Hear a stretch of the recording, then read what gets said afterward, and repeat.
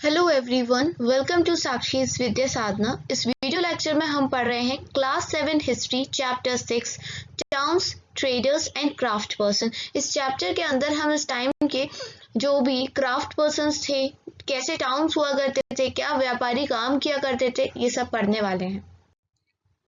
अगर कोई traveller visit कर रहा है मेडिवल टाइम्स के किसी भी टाउन को, तो वो क्या फाइंड करेगा? मतलब आपको भी क्या लगता है कि उसको क्या चीजें मिलेंगी, क्या वो फाइंड कर सकता है? So this would depend on what kind of a town it was. ये चीजें उसको क्या मिलेंगी उस यात्री को, ये डिपेंड करता है कि वो किस प्रकार के टाउन में घूम रहा है। क्या वो टेम्पल टाउन है, या फिर कोई एडमिनिस्ट्रेटिव सेंटर है, कमर्शियल टाउन है, या फिर पोर्ट टाउन है। तो इस सब पे डिपेंड करेगा कि उसको कैसी चीजें उसके रास्ते में मिलने वाली है। टेम्पल टाउन वो होते थे जैसे किसी राजा ने बड़ा सा टेम्पल बनवाया, उसके इर्द गिर्द सेटलमेंट हो गए, तो वो टेम्पल टाउन कहलाएगा।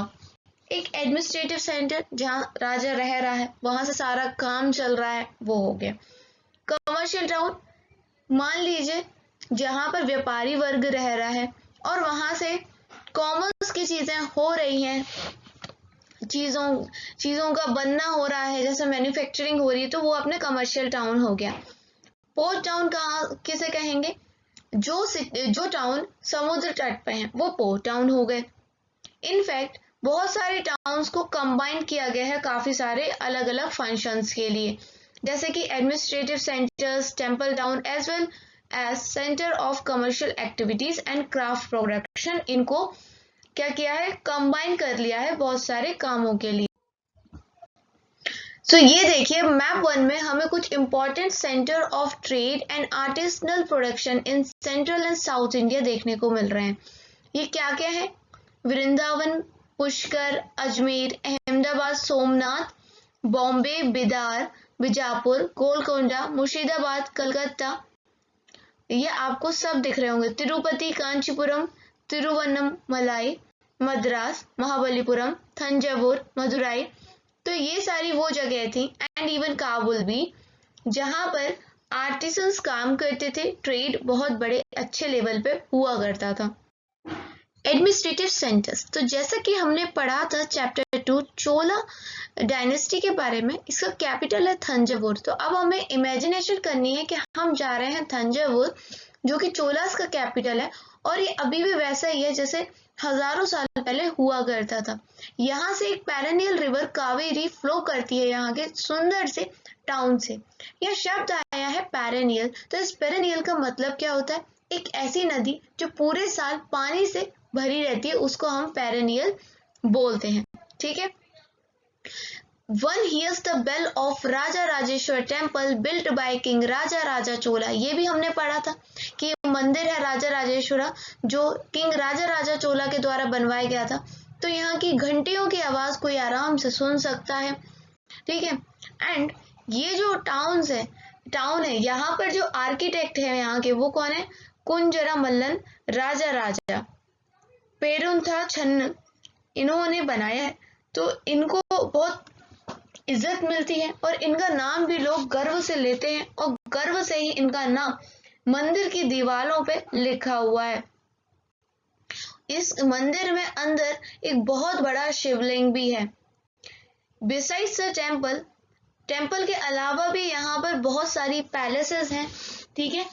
वहां पर मंडप है, मंडप को पैवेलियन कहते हैं। ये वो जगह होती है जहां पर लोग खड़े होते हैं, और जहां भगवान की मूर्ति होती है उसको गर्भगृह कहते हैं। किंग्स दरबार लगाता है इन्हीं मंडपों में, और जो भी ऑर्डर्स होते हैं अपने सबॉर्डिनेट्स को देता है। आर्मी के लिए बैरक्स बनाए गए हैं जहां पर आर्मी खड़ी होती है। ठीक है।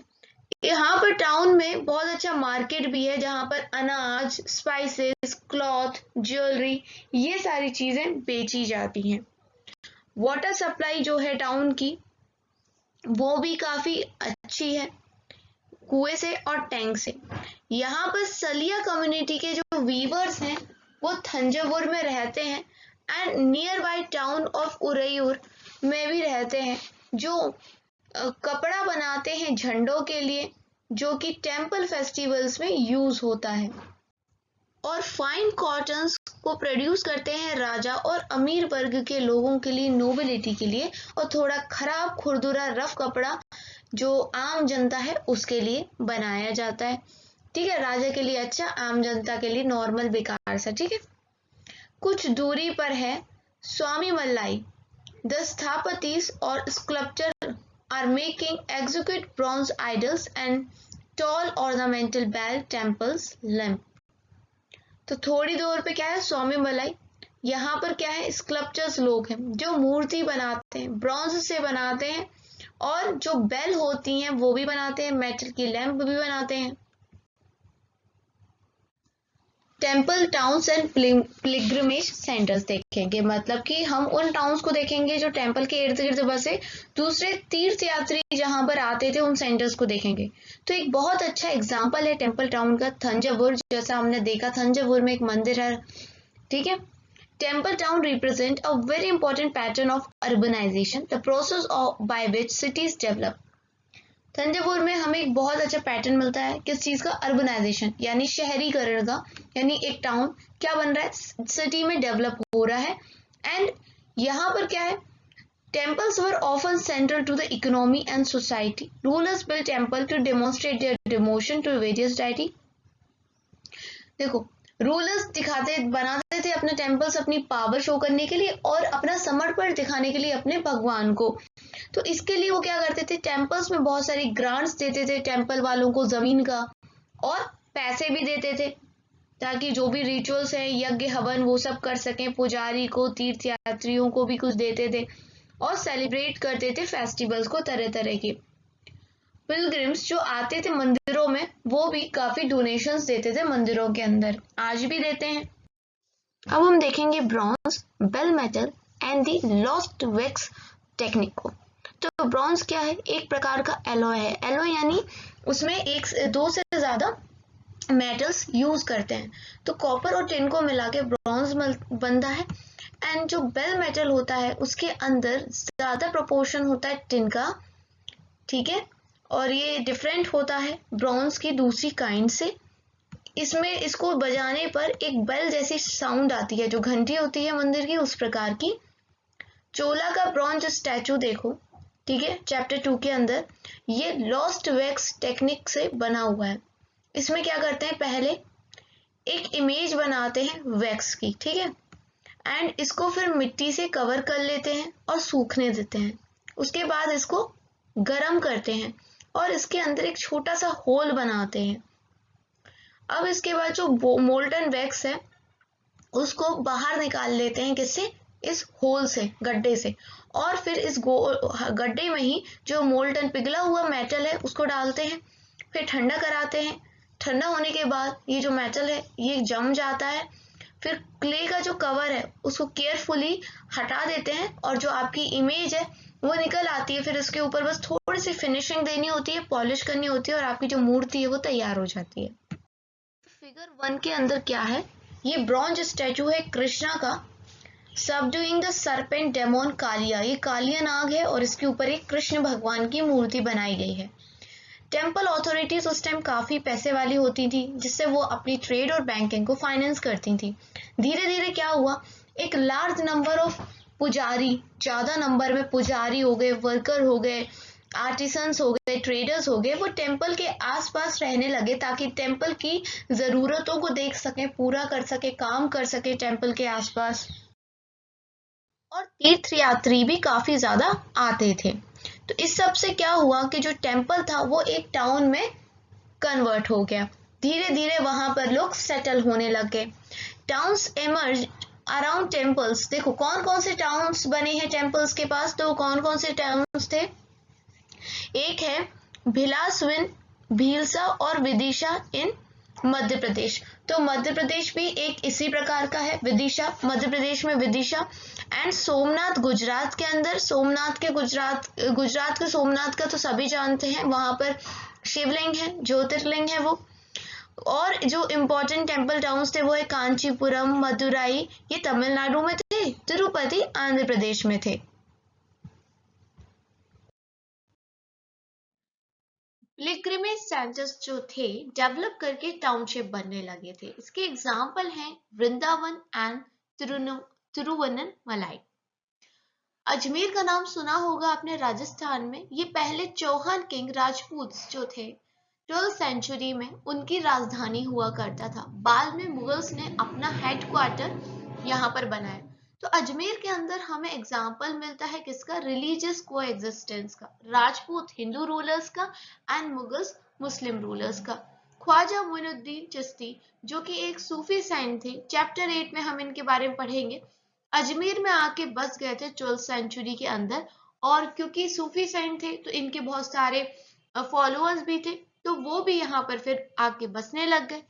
अजमेर में एक लेक भी है पुष्कर, जहां पर भी बहुत सारे जो तीर्थ यात्री हैं पुराने समय से आ रहे हैं। A network of small towns. तो 8th सेंचुरी के आगे हम ऑनवर्ड्स ये देखते हैं कि सब कॉन्टिनेंट के अंदर बहुत सारे छोटे छोटे स्मॉल टाउन्स बनने लगे। धीरे धीरे ये क्या करेंगे? लार्ज विलेजेस में भी कन्वर्ट होंगे। यहाँ पर इन विलेजेस के अंदर मंडपिका भी होता था। अब ये मंडपिका क्या है? तो इसे हम आजकल की भाषा में मंडी कहते हैं, जहां पर चीजें बिकती हैं, अनाज, सब्जियां, तरह तरह की मंडी होती है। सब्जी मंडी होती है, अनाज मंडी होती है। आपने भी सुना होगा अपने फैमिली, अपने पेरेंट्स के कभी भी मुंह से मंडी। तो पहले मंडपिका कहते थे। तो ये भी होती थी जहां पर आसपास के गांव के लोग आते थे अपनी चीजों को बेचने के लिए। यहाँ पर मार्केट्स की गलियां भी होती थी और उन मार्केट्स गलियों को, स्ट्रीट्स को हटा कहते थे, हटा या फिर हाट, ठीक है, जो कि एक लाइन से शॉप्स बनी होती थी उस गलियों के अंदर, एक के बाद एक, जैसे आज भी हमें कई जगह देखने को मिल जाता है। इसके अलावा यहाँ पर अलग अलग गलियां होती थी डिफरेंट टाइप्स ऑफ आर्टिसंस के। मतलब एक गली में सिर्फ कुम्हार बैठेंगे, पॉटर्स बैठेंगे, एक गली में सिर्फ चीनी का मार्केट होगा, एक में सिर्फ लोहारों का मार्केट होगा, एक में पत्थर से कुछ भी मूर्ति बनाने वाले का मार्केट होगा। मतलब एक जैसे जो लोग होंगे वो एक गली में रहेंगे। इस तरह से डिविजन्स होता था। कुछ जो ट्रेडर्स होते थे वो टाउन में ही रहते थे, जबकि कुछ दूसरे जो ट्रेडर्स होते थे वो एक गांव से दूसरे गांव अपने सामान को बेचने के लिए जाते थे। बहुत सारे जो लोग हैं वो दूर से आते थे, कुछ लोग पास से भी आते थे, ताकि वो चीजों को खरीद सके, है ना, लोकल आर्टिकल्स को खरीद सके और अपने कुछ आर्टिकल्स को बेच भी सके। कुछ लोग क्या क्या बेचने आते थे? जैसे कि हॉर्सेस, सॉल्ट हो गया, कपूर हो गया, सैफरन मतलब केसर हो गया, पान के पत्ते, सुपारी और तरह तरह की मिर्च मसाले हो गए, काली मिर्च, इस तरह की चीजों को बेचने खरीदने लोग आया करते थे मंडपिका यानी कि मंडी में। ये देखिए नजारा आपको दिख रहा है, इस प्रकार की मंडी है, लोग कुछ खरीद रहे हैं, ये बोरियां रखी हैं। तो देखो, अब टाउन्स की देखभाल करने के लिए कोई तो आदमी चाहिए होगा। तो जमींदार का नाम आप सब जानते हैं, पहले के टाइम पे समानता भी कहा जाता था। ये अपने फोर्टिफाइड पैलेस बनाते थे टाउन्स के पास और टैक्सेस लगाते थे ट्रेडर्स, आर्टिसंस और जो भी आर्टिकल्स होते थे ट्रेड में यूज होने वाले उसमें। कई बार क्या होता था, ये राइट टू कलेक्ट होता था ना, जो उस टैक्स को लोकल टेम्पल्स के को दे देते थे कि आप टैक्स ले सकते हो। और इन बातों को रिकॉर्ड भी किया गया है, कहाँ? इंस्क्रिप्शन के अंदर। नाउ आप फिगर 3 में देख सकते हो कि एक वुड कार्वर है, इस प्रकार से वुड पे ऐसे कील से ठोक पीट करके ये कुछ भी कार्व कर रहा है। टैक्सेस ऑन मार्केट्स, देखो यहाँ पर हमें एक समरी दी गई है 10th सेंचुरी इंस्क्रिप्शन की, जो कि राजस्थान से मिला है और वो बता रहा है अबाउट दी लिस्ट जो भी ड्यूज होती थी, जो कलेक्ट की जाती थी टेम्पल अथॉरिटी के द्वारा। तो ये है टैक्सेस के काइंड, जैसे शुगर और जागरी, डाइस, थ्रेड एंड कॉटन पे टैक्स लगते थे, कॉटन और सॉरी कोकोनट पे लगते थे, salt, areca, nuts, butter, sesame oil and on clothes. तो इन सारी चीजों पे टैक्स की लगा जाता था। अब इसके अलावा यहाँ पर टैक्स ट्रेडर्स के ऊपर भी लगाया जाता था, उन पे भी लगाया जाता था जो मेटल की चीजों को सेल कर रहे हैं, या जो कि ऑयल ऑयल बेचने का काम कर रहे हैं, या फिर जो कैटल के चारे का काम कर रहे हैं, या फिर जो ग्रेन्स का काम कर रहे हैं, अनाज का काम कर रहे हैं, इन सब पे टैक्स लगाया जाता था। कई बार क्या होता था कि जो टैक्स हैं वो अलग तरीके से कलेक्ट किए जाते थे। कई बार क्या होता था, या तो आप टैक्स को कैश में दे देते थे, या फिर टैक्स के बदले में कोई चीज दे देते थे, जैसे अनाज या कोई और चीज, या अपना जानवर दे दिया। Now we will see traders big and small, बड़े ट्रेडर्स एंड स्मॉल ट्रेडर्स के बारे में देखेंगे। तो बहुत तरह तरह के ट्रेडर्स हुआ करते थे, जैसे कि बंजाराज होते थे। अब बंजारास के बारे में आपको मैं चैप्टर 7 में बताऊंगी। तो बंजारा होते थे जो एक जगह से दूसरी जगह घूम घूम के ट्रेडिंग किया करते थे। और भी तरह तरह के ट्रेडर्स होते थे, जैसे हॉर्स ट्रेडर हो गए, जो एसोसिएशंस बना के ट्रेडिंग कर रहे हैं अलग हो गए, जिसमें एक हेडमैन होता था जो उन सारे बाकी लोगों के बदले में नेगोशिएट करता था। ठीक है, किससे नेगोशिएट करता था? योद्धाओं से नेगोशिएट करता था, क्योंकि योद्धा ही तो हॉर्सेस परचेस करेंगे, और ये हॉर्स ट्रेडर हुआ करते थे। ये जो ट्रेडर्स होते थे ये अलग अलग किंगडम्स और जंगलों से होके गुजरते थे, और ये कहाँ में होके गुजरते थे? कारवान्स में। ठीक है, क्योंकि एक जगह तो ठहरते नहीं थे, एक जगह से दूसरी जगह जाते थे तो कारवान में जाते थे, कहीं रुक गए, वहीं खाना बना लिया, फिर चल दिए, ऐसे। ये गिल्ड्स बनाते थे ताकि अपने आप को प्रोटेक्ट कर सकें।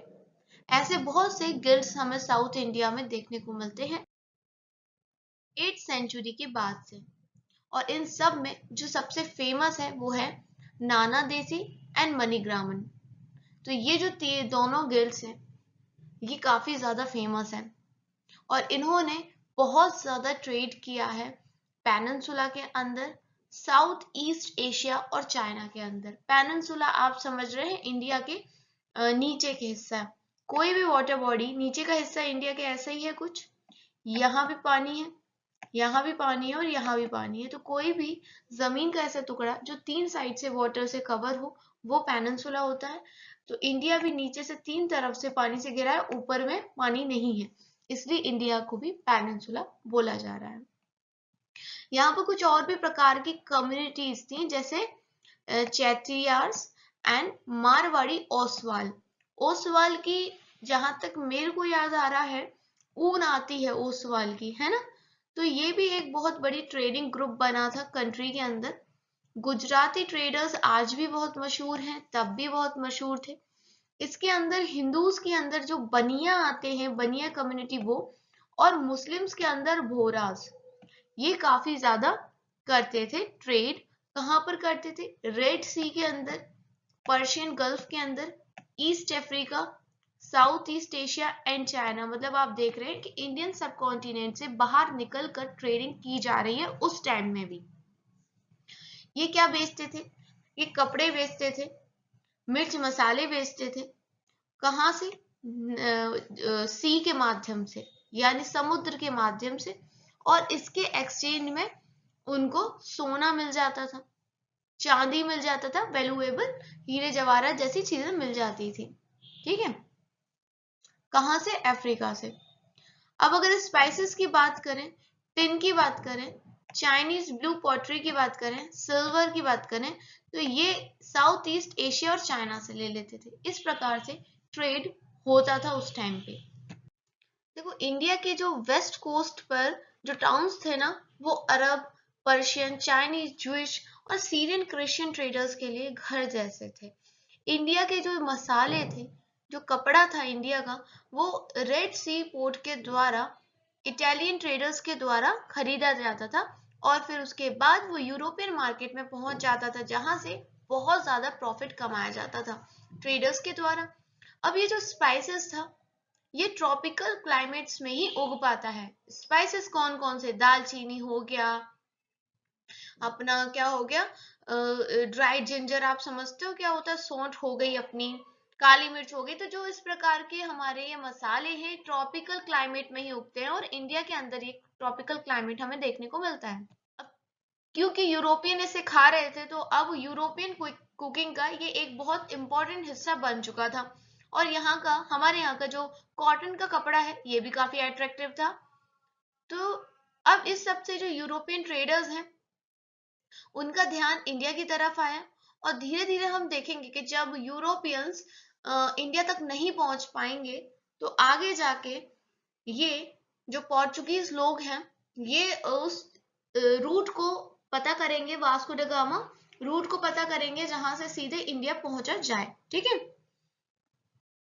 अब हम काबुल को देखेंगे।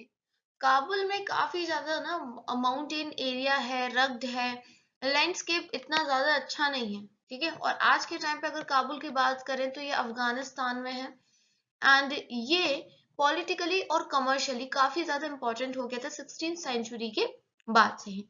काबुल और कंधार काफी ज्यादा इंपॉर्टेंट क्यों हुए, क्योंकि ये सिल्क रूट से जुड़े हुए थे, और इसके अलावा भी यहाँ से घोड़े यानी हॉर्सेस का व्यापार होता था इसी रूट से।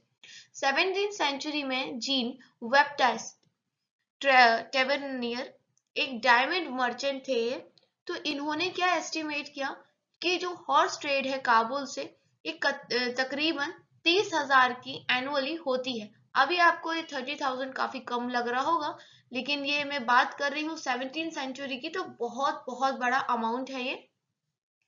कैमल्स जो थे यहाँ से जाते थे सूखे मेवे लेके, ड्राइड फ्रूट्स जैसे डेट्स हो गए, खजूर हो गए, कारपेट हो गया, सिल्क हो गया, ये सारी चीजें अपने ऊपर लाद के लेके जाते थे। फ्रेश फ्रूट्स लेके जाते थे काबुल से सब कॉन्टिनेंट के अंदर। और तो और यहाँ से गुलामों को भी लेके जाते थे सेल के लिए, गुलाम यानी नौकर, स्लेव्स को लेके जाते थे।